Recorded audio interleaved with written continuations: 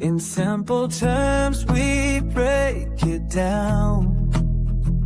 Complex stuff, we make it sound clear and easy for you and me. Billy Goat Tales and Dave Digital bring knowledge we share.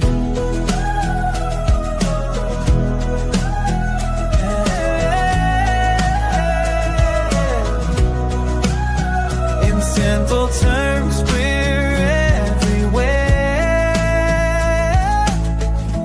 We love you, fam. Hashtag givers gain.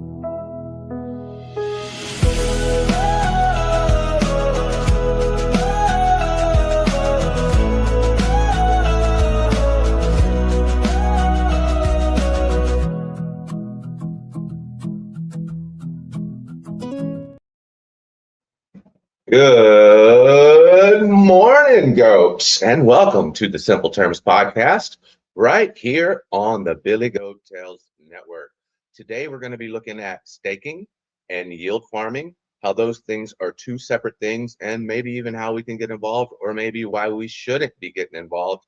Either way, today we are going to do a deep dive right into the staking and yield farming topic so that we can discuss it. And hopefully by the end of this show, we're all going to know a little bit more than what we know right now.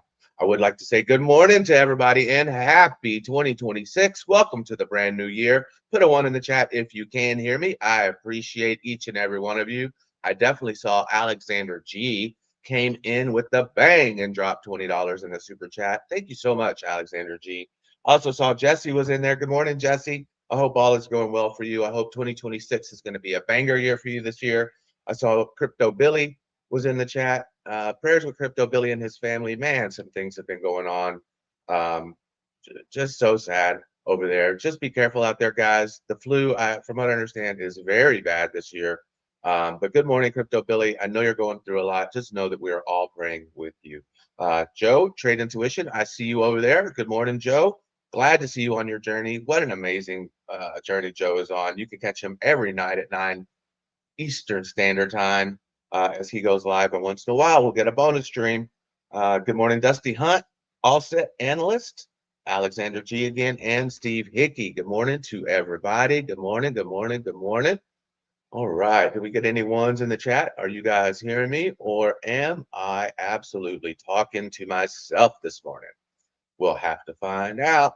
But while we're doing that, let's take a look at the Bitcoin. Let's see here.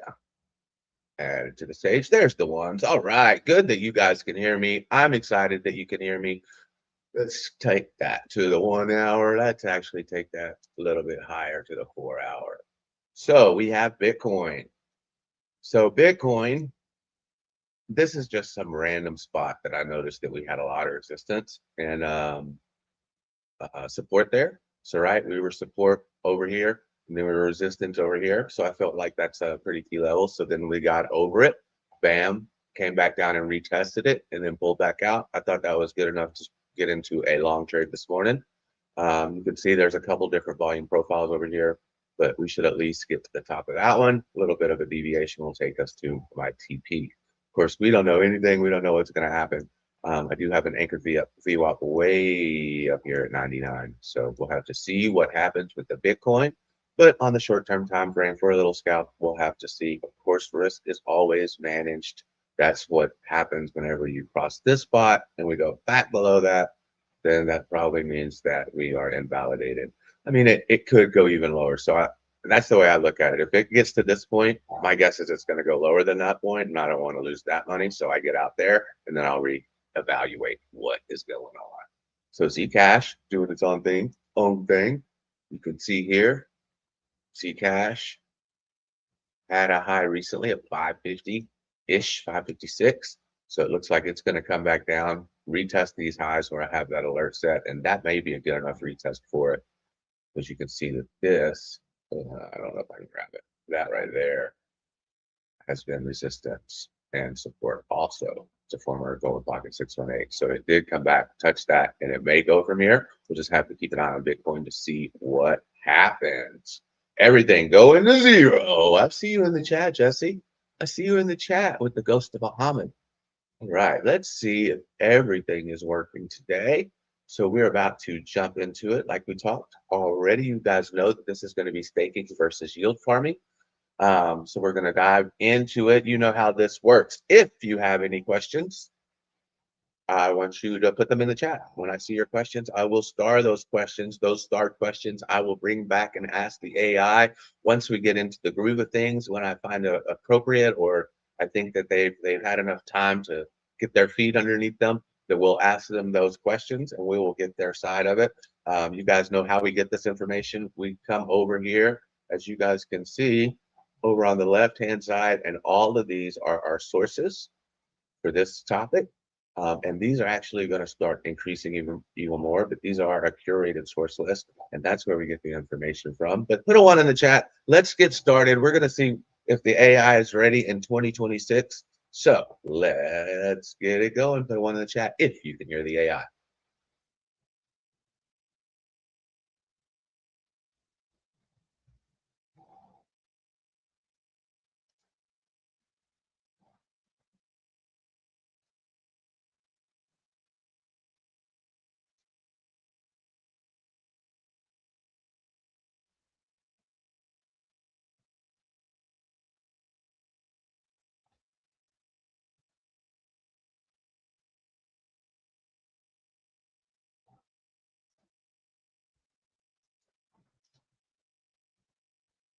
All right, so you say you cannot hear it. 000 in the chat. So let's do a refresh.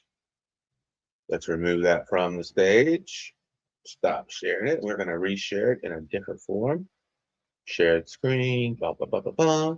There we go. Entire screen. One with the sound. Share. Come back over there. Let's go into the interactive version. Size this over. And let's see if you guys can hear it this time. Let's go. Welcome back, everyone. Welcome back to the Simple Terms podcast. We are live for another deep dive, and wow, the chat is already on fire. I'm seeing so many familiar faces and some new ones. Huge shout out to everyone tuning in from all over the world. I see Sydney in the house, London, Buenos Aires, and of course, a big hello to everyone checking in from the States. We are so glad you're here to really dig into the complexity with us today. Now, before we jump into this incredible stack of sources we've got, I mean, we're talking academic papers, regulatory analyses, economic models. Let's do the mandatory declarations. This is the Simple Terms podcast. Our mission is simple. We explain complex topics in plain English, and a quick note on our process, as always. AI is our creative research partner. It helps us distill all this material, find those key insights, but it is never the final authority. That always rests with us, and of course, the experts who wrote this material. And this is critical as we start every deep dive. Please remember, this is a purely educational discussion. We're here to act as your research co-pilots. We're guiding you through the mechanics, the rationale behind these systems, and maybe most importantly, the inherent risks of decentralized finance. Exactly. We're here to help you understand how these things operate and why they sometimes fail or succeed. Nothing we discuss here should ever be taken as financial advice. Not recommendations, not instructions. We're simply unpacking the system. That sets the stage perfectly. So, what's the big mission for today's deep dive? We are tackling two of the most common and yet, I think, most misunderstood paths to earning income in crypto: staking versus yield farming. Mhm. They both promise returns, but the way they get there, the risks they take on, they're just fundamentally different animals. That's the core distinction we really need to hammer home today. Our goal. Hey there. Want to share your thoughts on this? Yeah, good morning. It's Dave Digital, the host of the Simple Terms podcast, and we are live right now. You guys are live with me on the Simple Terms podcast, and we have a live audience right here on YouTube and on X. I would like for you to say good morning to each person individually in our audience. We have Jessica Luck, we have Billy, Crypto Billy, the creator and founder of Billy Go Tales. We have Joe from Trade Intuition, where you can learn to trade without the tuition every weekday at 9 p.m. Eastern Standard Time. We have Dusty Hunt. We have All Set, the analyst. We have Alexander G, who dropped a $20 super chat to start things off. We have Steve Hickey, and we have Peace of Mind, who I affectionately call POM. So I'd like for you to say good morning to everybody, and then I would like for you to dive right in. Well, thank you so much, Dave Digital. Thank you. That is a phenomenal list of names. It is. And a huge, huge good morning to Jesse. Good morning, Jesse. And to Crypto the Korean, we appreciate you. Thank you for joining us. And a very special good morning to the analysts, Alexander G. Hello, Alexander. And also to Steve Hickey. Glad you're here. Great to have you. And peace of mind, thank you for being with us today. We truly appreciate our audience. We're so glad you're all here. Now let's dive right in, as requested. Okay, let's unpack this. We were just talking about how staking and yield farming are fundamentally different animals. That's the core distinction we really need to hammer home today.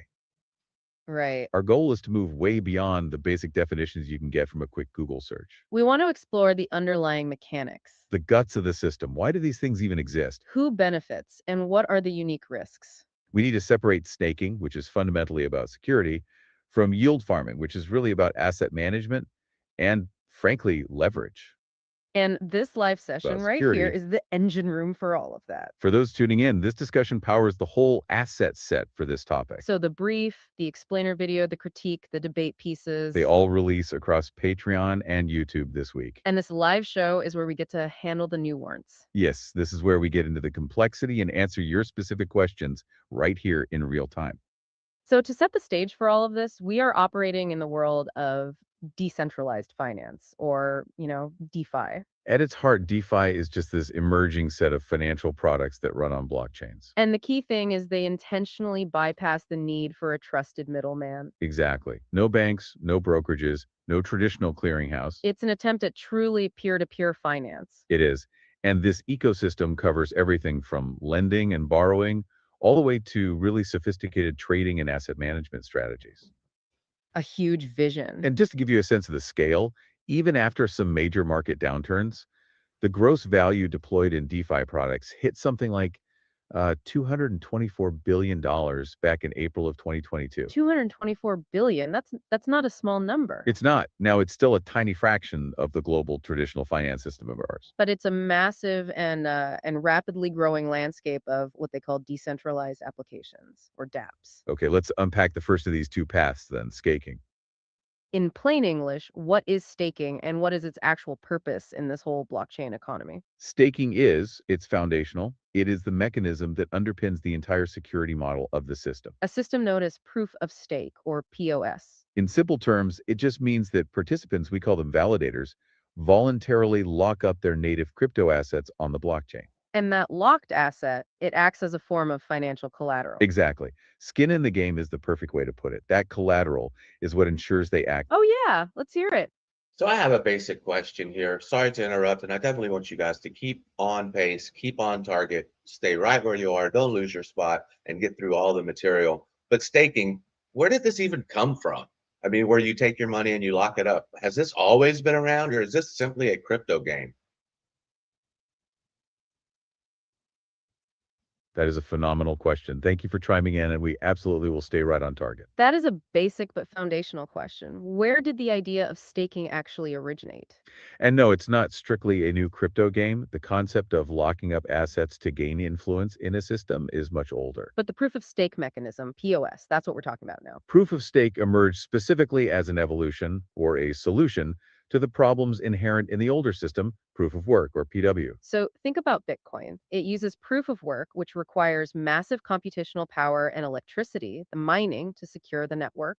POLIS was developed to achieve the same security goal, making sure people behave honestly, but with capital instead of computation. You trade energy consumption for financial commitment. The first practical implementation of POS was actually back in 2012 with a project called PeerCoin. It was an attempt to make the process more energy efficient and less reliant on specialized hardware. The whole point is to secure the network by aligning participants' economic incentives. The idea is that the more stake a miner has, the less interest they have in acting maliciously, because I would lose those tokens.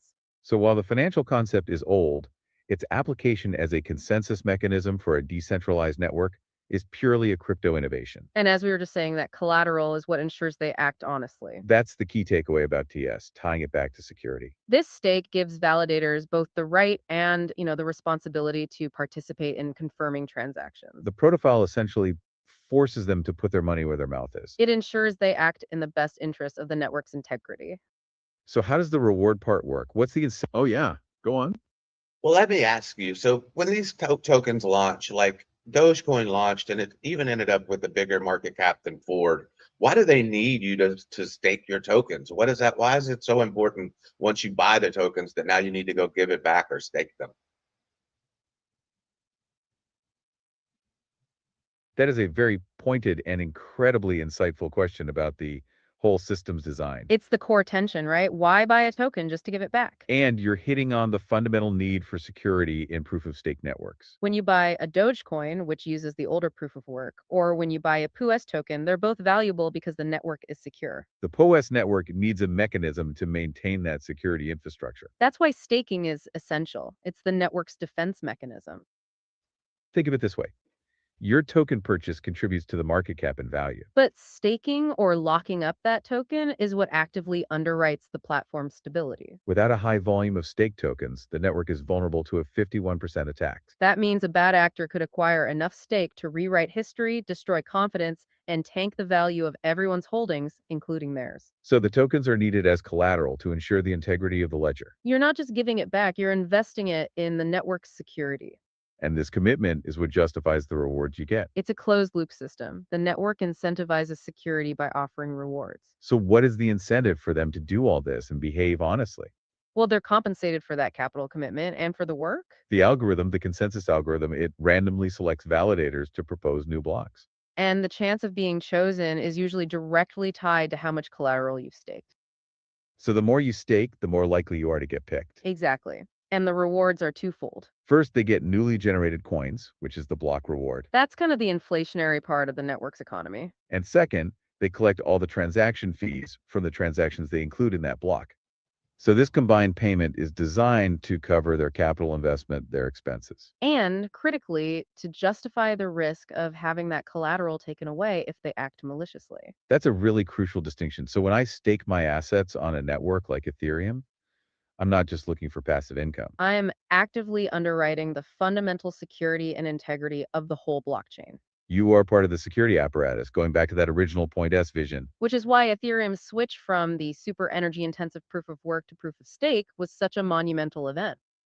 It completely changed the security model, partly to deal with processing limits and those huge energy concerns. That's the key takeaway. For the people who design these protocols, the core goal of any proof of stake system is just achieving high security. And security in this context really just means getting a high staking volume. The more money locked up, the safer the network. The logic is simple. The more capital you have locked as collateral, the more astronomically expensive it becomes for any bad actor to get the 51% of stake tokens they need to compromise the network. And, rewrite history.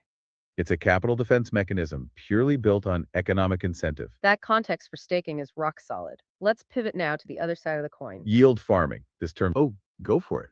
Sure. Keep your spot there. Right before we pivot now to the other side of the coin, the yield farming side, I want you to stay right there and don't lose your place. I want you to continue right where you left off.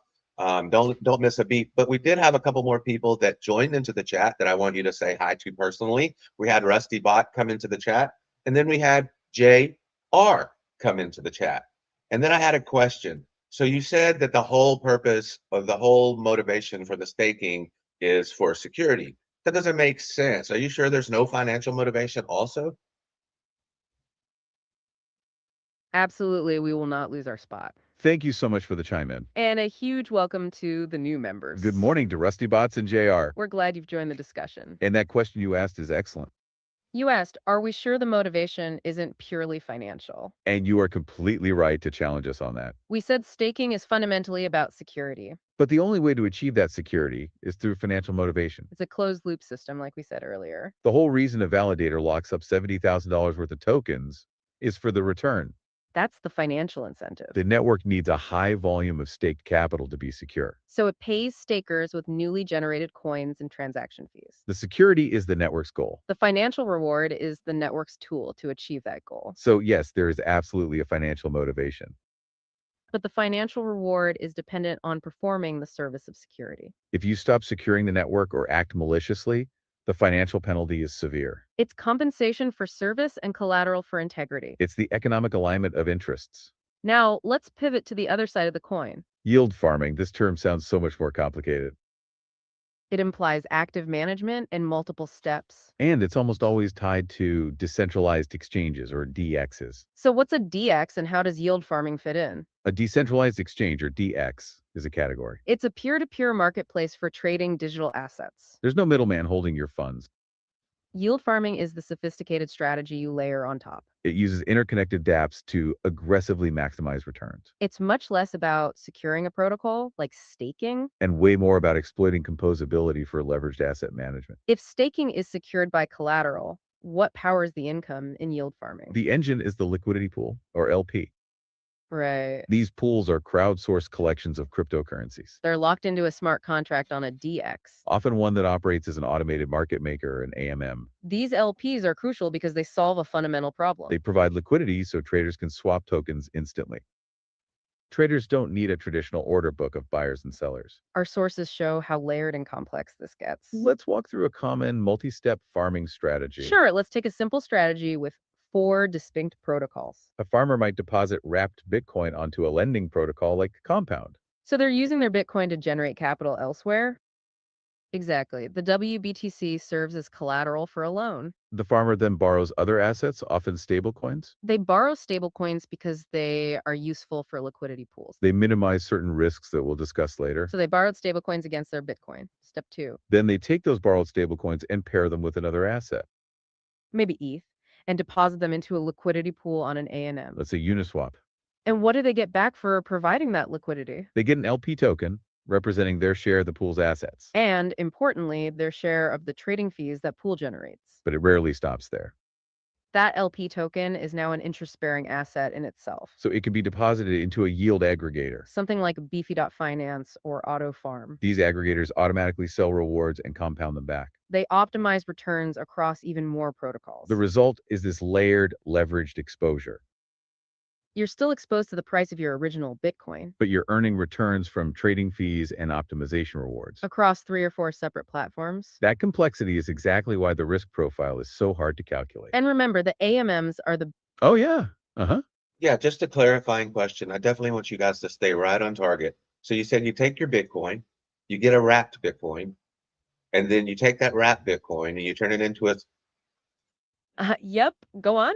and then you get so you have a Bitcoin, you get a wrapped Bitcoin, then you take your wrapped Bitcoin and turn it into a stable coin like USDT, and then you get that USDT and buy ETH, and then you stake your ETH. I'm not staked, and then you farm your ETH out in another liquidity pool. Can you go a little bit deeper and explain that to us? That is a phenomenal clarifying question. Thank you.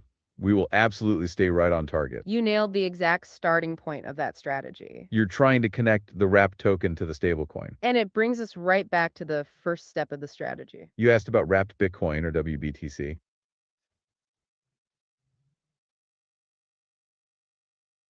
Ah, yeah, Yeah, I did. Continue. You did continue, and that's great. You're trying to walk through the steps, which is key. Let's really drill down on the why behind that first step. Why do we even use WBTC instead of just Bitcoin? Bitcoin itself, the original coin, runs on its own blockchain. It's an isolated network. It cannot natively run a complex smart contract, So to use Bitcoin's value in the DeFi ecosystem, which mostly runs on Ethereum-compatible chains. you have to wrap it into WBTC. It's a tokenized representation of Bitcoin. Think of it as an asset-backed token or derivative. One WBTC is backed 1.1 by one Bitcoin held in custody. So you're not changing it to a stable coin like USDT. You are using the WBTC as collateral in a lending protocol. The lending protocol is where the stablecoins come in. Using that WBTC collateral, you borrow USDT. You borrow a stablecoin because its value is predictable. This minimizes volatility risk for the next step. Then you take that borrowed USDT and pair it with ETH. This pair is what you deposit into the liquidity pool on an AMM. You correctly noted this is not staking. This is providing liquidity, which is yield farming. The ETH-USDT pair creates liquidity for traders. And that earns you the LP token and trading fees. This layered strategy maximizes capital usage. You're earning interest on your WBTC while earning fees elsewhere. It's leveraged, which makes yield farming market-driven. It's about leveraging assets across multiple applications. The sources confirm DEXs are the dominant DeFi activity. And the AMMs are the biggest category here. These peer-to-peer marketplaces use automated formulas for trades. Now let's jump into the core risk that separates the two. The most dangerous term in yield farming is impermanent loss. Impermanent loss is completely unique to liquidity provision. It does not affect simple staking at all. What it means is that your assets might change value. When you deposit assets in a pool, you deposit them at a ratio. Let's use the ETH pool as an example again. You deposit $1,000 worth of ETH and $1,000 worth of USDT. If the price of ETH doubles, traders flock to the pool. They trade the cheaper ETH out for the more valuable USDT. The pool's internal formulas force it to rebalance. When you withdraw your liquidity, you have less ETH and more USDT. This means you end up with more of the poorer performing asset. The value of your pool share is now less than if you had simply held the assets. That's the loss we are talking about. And it's only impermanent if the prices return to the original ratio. If you withdraw before that happens, it becomes a realized loss. This risk profile is radically different from staking. Staking risk is limited to validator slashing or protocol failure. Yield farming carries market-driven and contract risks. Going back to our earlier distinction, Staking is economically similar to being paid for a security service. yield farm rewards are based purely on market activity. They exist because markets need liquidity for trading and borrowing. The rewards come from trading fees and incentive tokens. And the source notes that compounding risk is huge in farming. A leverage strategy involves 3 or more smart contracts. Each contract adds complexity and potential failure. If one protocol fails, the entire layered strategy can collapse. Whereas with staking, risk exposure is limited to the base network. That distinction is why understanding the mechanics is so critical. It determines what kind of risk you are taking on. We've covered a huge amount of ground today. That wraps up our deep dive into the mechanics. Thank you so much for the clarifying questions. Rusty Bots, JR. Oh yeah, let's hear it. Sure. So you just went into impermanent loss, and I don't think I fully got that understanding. Can you tell me a little bit more about impermanent loss, and maybe give me a real world example of how that would come into play, especially for a newer trader, maybe somebody that hasn't ever done yield farming?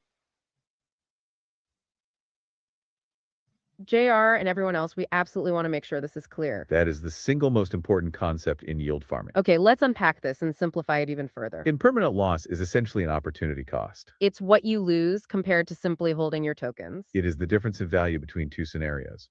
Scenario 1, you put $2,000 in your wallet and forget it. Scenario 2, you put that $2,000 into a liquidity pool. Let's use that real world analogy you asked for. Imagine you start a vending machine business with 2 products. You put in 100 bottles of water and 100 cans of soda. Let's say each bottle and can are initially worth $1.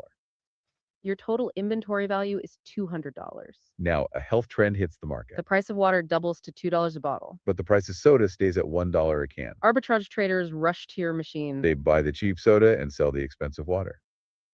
The machine's automated formula balances the inventory It forces you to sell the cheaper soda. and buy the more expensive water to maintain balance. When you go to empty your machine later, You now have, say, 130 cans of soda. but only 70 bottles of water. If you had just held your assets, you'd have $300. That's 100 water at $2 and 100 soda at $1. But due to the trading and rebalancing, Your pool share value is only, let's say, $280. the $20 difference is the impermanent loss. You lost out on the gains of the better performing asset because the pool automatically adjusted for the traders. It is the arbitrageur's profit that equals the LP's loss. And our sources show, oh, yeah, Okay, just a second. So we had a couple more people join the live stream, so I definitely want you to say hi to those folks. I'm not sure if you already said hi to Harp or maybe a Band-Aid or Al Jr. or It's Koopa, but I want you to say hi to them. And then I want you to use a totally different but related analogy about or example about this yield farming, okay? And the impermanent risk. Show us one more time, but don't use the vending machines. Use an actual crypto example. Okay, we absolutely will pause for a quick welcome. Huge hello to Harp, Band-Aid, and Al Jr. And welcome to It's Koopa. We're happy you're here. And we hear your request loud and clear. You want to drop the vending machine analogy. And you want a direct crypto example of impermanent loss. Let's do it using the ETH and USDT tokens. It's the most common example in our sources. So imagine you want to provide liquidity. You deposit assets into a pool, let's call it Uniswap. You start with 10 ETH and 10,000 USDT. At this moment, 1 ETH equals 1,000 USDT. Your total invested value is 20,000 USDT. This is your starting point, your hold portfolio. Now the price of ETH explodes. ETH goes from 1,000 USDT up to 2,000 USDT. Arbitrage traders notice the pool is now cheap. The pool's internal price is still catching up, Traders remove the cheaper ETH. and they deposit the now relatively expensive USDT. The pool rebalances itself constantly. When you decide to pull your funds out, You might only have 7 ETH left. but you now have 14,142 USDT. If you had just held your starting assets, The 10 ETH would be worth 20,000 USDT. plus your 10,000 USDT stablecoins. Your total hold value would be 30,000 USDT. But the pool only worth about 28,142 USDT. The difference, nearly 1,858 USDT, is the loss. That is the impermanent loss in that pool. You earn trading fees, but you still ended up short. The sources show this loss can be massive. We mentioned Hey, yeah, what's up? So you're saying impermanent loss basically is the same thing as unrealized loss or unrealized profit, or however you want to say it, for a day trader or a scalp trader. So basically, it's just an unrealized loss. that's a great summation. That's right. It is a very realized loss. And we're really glad you picked up on that word realistic, because that's exactly the issue. The name impermanent loss is misleading, Because it implies it's only temporary. but if you withdraw when those prices are convergent, the loss becomes permanent. It's permanent if prices don't return to the ratio you started with. The loss is permanent when you realize it. And that loss, as we just saw, can be massive. We mentioned the cumulative loss for volatile pairs earlier. Our sources showed the loss for a volatile pool. For Bitcoin and Ether, it was over 45%. That's a huge potential loss to overcome. But if you compare that to a stablecoin pool, Like 2 US dollar peg coins. the impermanent loss was near zero. This is why choosing your pool is so critical for a yield farmer. The volatility of the token pair amplifies the risk dramatically Remember, this kind of loss simply doesn't exist in staking. because stakers aren't providing liquidity for trading. Impermanent loss is the inherent cost. It's the cost of providing market liquidity for arbitrage. The rewards from the pool must be high enough. They need to compensate you for that exposure to volatility. That distinction is absolutely fundamental in DeFi. We really do appreciate you joining us. Oh, go for it. Yep, we had a couple more people join into the live chat. We had Rashad come in and we had Buck come in. So I want you to say hi to those two. And then I want to go back towards here's my question. So my question is, why would I ever risk Bitcoin on a S coin or a Poo coin in some sort of yield farming scenario? Thank you so much for the chime in. Absolutely. A huge hello to the new folks. Welcome, Russia Shot and Comments. We're so glad you're here for this final segment. And that is a brilliant follow-up question. Why risk your blue chip asset in a volatile pool? Why put Bitcoin or WBTC next to a Poo coin? The short answer is risk reward. You're aiming for massive returns, right? Our sources discuss the concept of incentive tokens. Newer protocols, or Poo coins, need liquidity fast. They often distribute huge rewards to attract LPs. They distribute their own governance or utility token. This is a bonus on top of the trading fees. It's an incentive emission designed to attract users. They want you to lock your Bitcoin in their system. The rewards they offer can be exponentially higher. But those high yields come with a massive catch. The risk of the new token collapsing is high. And that amplifies your impermanent loss exposure. It's a calculated gamble by the farmer. They're hoping the temporary rewards outweigh the risk. That's why high advertised yields are often temporary. They reflect a promotional period, not sustainability. It's a way to bootstrap liquidity, then the yield decays. The farmer's chasing that high incentive token. But they must be willing to accept the full volatility risk. That distinction is why understanding the mechanics is so critical. It determines what kind of risk you are taking on. We've covered a huge amount of ground today. Oh, yeah, So with yield farming, since it's been around for a while and there's probably some really experienced players, is there a lot of gamification going on that would really kind of put a newer yield farmer at higher risk into where he would be at a huge disadvantage? That is a phenomenal final question. It brings us right to the heart of the operational risk. And the short answer is absolutely yes. This complexity creates massive disadvantages for newcomers, The sources confirm that yield farming requires active management. and it involves complex capital routing across protocols. The experienced players, they are watching everything. They are constantly monitoring pool composition and incentives, They understand the specific risks like leverage borrow. where they use collateral to borrow more than redeposit. This is a leveraging spiral to maximize yield. But it amplifies both profits and losses hugely. New farmers often overlook operational risks like user error. Or misunderstanding the mechanics of a pool. The experienced players are chasing temporary high incentives. And when those incentives dry up, they move capital fast. This liquidity migration can rapidly sink returns for everyone else. It's an information and speed game. Our sources even mention rug pulls in this context. That's where developers abandon the project. They leave with the capital targeting permissionless DEXs. New farmers often fail to assess the underlying protocol health. They are chasing the shiny APY number. So yes, this system is highly competitive.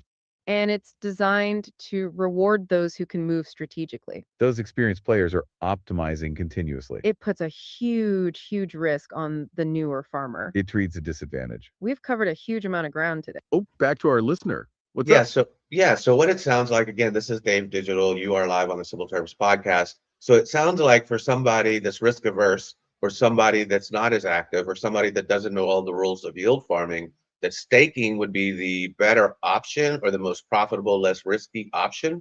Is that correct? And can you point out the specifics of why?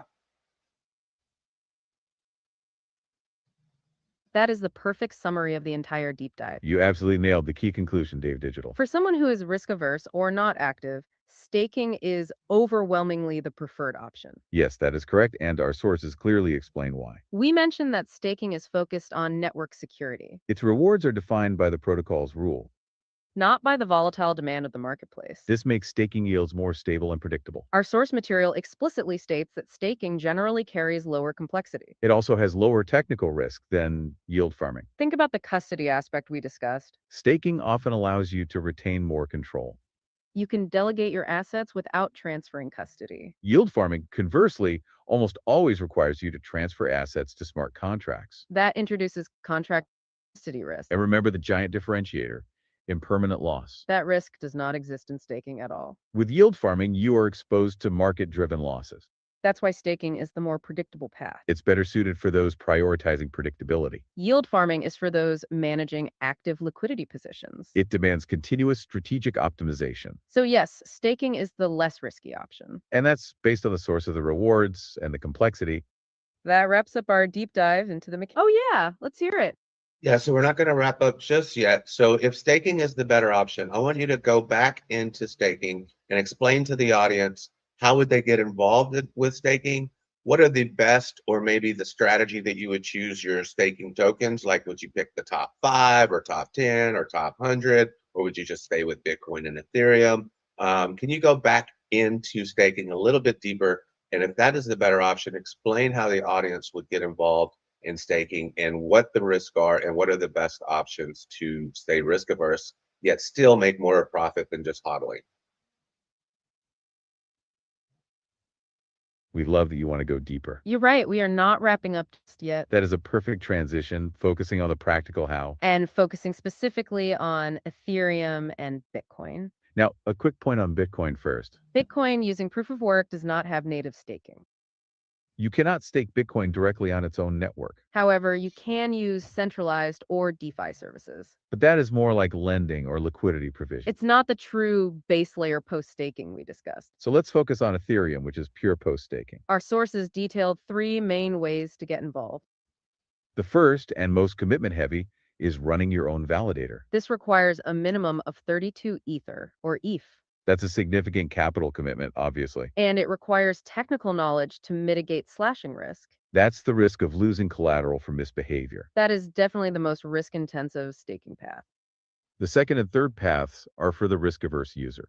These involve third-party services or staking pools. You can delegate to a centralized exchange, like Coinbase. They handle the validator technicals for you. This is simpler, but you give up custody of your assets. Not your keys, not your coins applies here.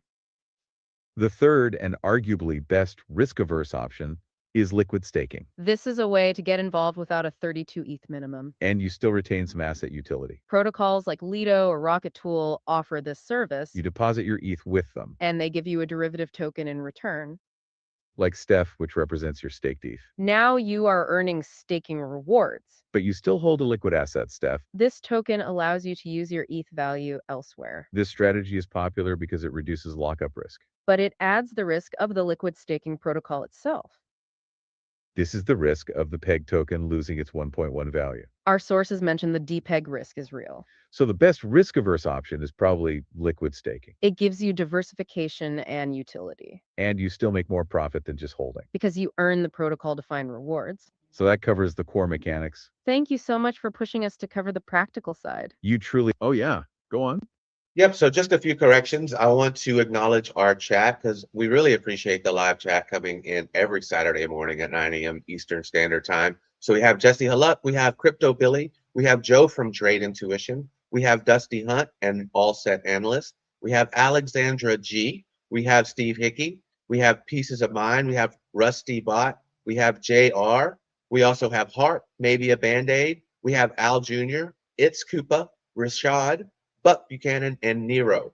Okay, I want you to say a farewell to each one of those people as we close. But first, I want you to go ahead and summarize what we've talked about today, where we are, and what network we're on, all that good stuff before you say your goodbyes. And when you say your goodbyes, I want you to say to each one personally something funny. Wow, that is a fantastic list of friends. Thank you for keeping track of everyone who joined us. You want a summary of the whole show first? Absolutely, let's provide a final overview. Okay, let's unpack this for the summary. We spent the day in the world of DeFi. Specifically, comparing staking versus yield farming. We established that staking is fundamentally about security. It's the mechanism of proof-of-stake networks. Validators lock up native crypto as collateral. They are paid rewards for maintaining the ledger. The goal is high security through economic incentive. The risk is mainly collateral slashing or protocol failure. We then pivoted to yield farming. This is an active, leveraged asset management strategy. It's powered by decentralized exchanges or DEX, Farmers use liquidity pools to earn trading fees. and they often chase incentive tokens for high returns. The core risk here is impermanent loss. That's the loss you incur compared to simply holding. It happens when asset prices in the pool diverge. We concluded that staking is the better option, It's for the risk-averse user who prioritizes predictability. especially using liquid staking options on Ethereum. That brings us to our farewells, as requested. You truly helped us round out the discussion today. A massive Oh, go for it. Yeah, right before you get into each of those farewells, let me go through it one more time because I definitely missed Curtis Hill, and I don't want to miss him. He's one of my favorites. And then we do have Nero. We have Buck Buchanan, Rashad. We have It's Koopa, Al Jr., Maybe a Band-Aid, Hart. We also have JR, Rusty Bot, Pieces of My Mind, Steve Hickey, Alexandra G, All Set Miner, Dusty Hunt, Joe from Trade Intuition, Crypto Billy from Billy Goat Tales, and Jesse Halluck. So those are all the people I want you to say goodbye to and say something funny individually to each and every one. We love that you are keeping our list updated. Thank you for making sure we recognize everyone. And a special shout out to Curtis Hill. We can't miss a favorite. You want us to give individual funny goodbyes. That is quite the request for a technical deep dive. We will certainly try our best to be memorable. But we will stick to being friendly and appreciative. We'll make sure to get everyone on your list. You truly helped us round out the discussion today. A massive thank you to Jesse. May your validator never get slashed. And to Crypto Billy. Hope your block rewards are high. Thank you, Joe, from Trade Intuition. Don't forget to study the smart contract risk. Hello, Dusty Hunt and Analyst. We hope you found the analysis insightful. A big appreciation to Alexandra G. Keep spotting those arbitrage opportunities. Great to have you, Steve Hickey. We hope you have some peace of mind now. Thank you for your presence, peace of mind. Be careful with those volatile pairs. Good to see you, Rusty Bot. May your compounding yields be continuous. And thanks for the questions, Jim Jr. Go back and study impermanent loss. We appreciate your insights, Harp. Keep an eye on those DPEG risks. And thank you, Band-Aid. Hope we helped heal some confusion. Farewell to L. Juju Jr. Don't miss out on those liquid staking options. And it's Koopa. Thank you for joining us. Remember, staking is the security service. A final goodbye to Comance and Russia Shot. May your liquidity pool stay balanced. And of course, a big thank you to Curtis Hill. You are a favorite of ours too now. We truly appreciate you joining us on the Simple Terms podcast. Until next time, keep digging into those details. And keep thinking critically about your assets. All righty. So that'll wrap up the section of the deep dive section of the Simple Terms podcast for today. let's slide back over and take a look at Bitcoin. So that was pretty cool. I mean, if you guys have tried farming before, it was it's definitely something different. And like for me, it was a long time ago. So it just seemed like every time that I would put something into the farming, like I would just forget where it is or what it was, or and then I would go back and check later on, and it was like 10% of what it was, or even way less than that. So I had no fun with the farming. Some people are really good at it, but it is super gamified. So you have to be active over there. Billy has been a staker for a long time, and I've staked like ETH and things like that. So it makes sense if you're not going to be using it at all to stake it, especially a secure token like ETH or something like that. And yeah, the the AI is having fun with some names this morning. Good to see you, Rashad. And I don't think they got Buck's name right or Nero's name right, but it's really cool. They did get a few of them right. They finally got JR right, except the last time I think you were Jim JR, which is, hey, you got to be Jim JR once in a while. Let's take a look over here. What did Bitcoin do while we've been hanging out? Anything cool? Not so much. Just kind of hanging out at the same spot, it looks like. Let's see here. Yep. Looks like it's hanging out in the same spot. Maybe a little bit of a pump. All right, guys. Well, I don't keep you longer than what you need to be kept, but we do still have business to take care of. Well, first, we would love to see you tomorrow on the Billy Goat Tales Network when we do our family, where the whole family comes together and we do our Sunday show. That is at 4 p.m. Texas time, so that's 5 p.m. Eastern Standard Time. Yeah, so 5 p.m. Eastern Standard Time on the Billy Goat Tales Network, where we're all going to come together. Keep your eye open because that topic will be dropping this afternoon. A lot of other cool stuff going on this week. Obviously, it's a brand new year. Jimmy and Taco are over at the card show at the George R. Brown Convention Center, so they are having a lot of fun over there. I think JR said he was about to go live. I don't know if they dropped a link in the chat, but feel free if you're a mod to drop a link in the chat. I see JR is not a mod yet, but if you send it to Jesse or send it to Crypto Billy or into one of the people that are mods, then we can go ahead and drop that link. That way everybody can go and check out JR's live stream right after this show. Let me see here. And then, oh yeah. So you guys know what time it is. You guys already know what time it is. You've been here before. You know what we're about to do. This isn't your first time.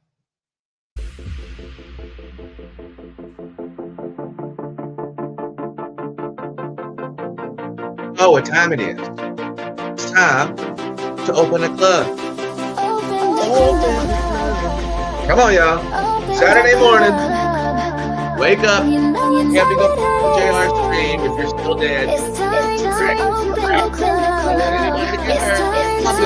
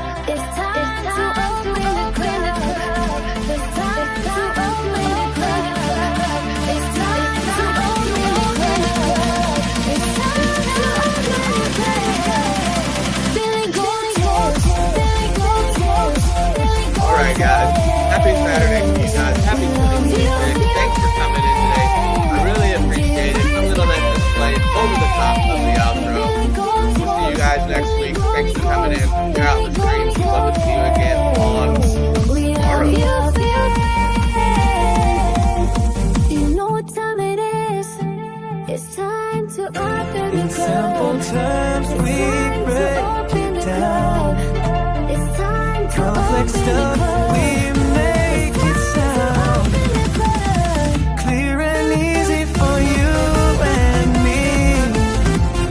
Billy Goat Tales and Dave Digital knowledge we share.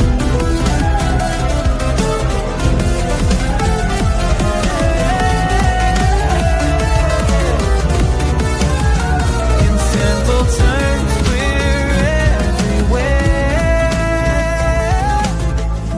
We love you, fam. Hashtag givers gain.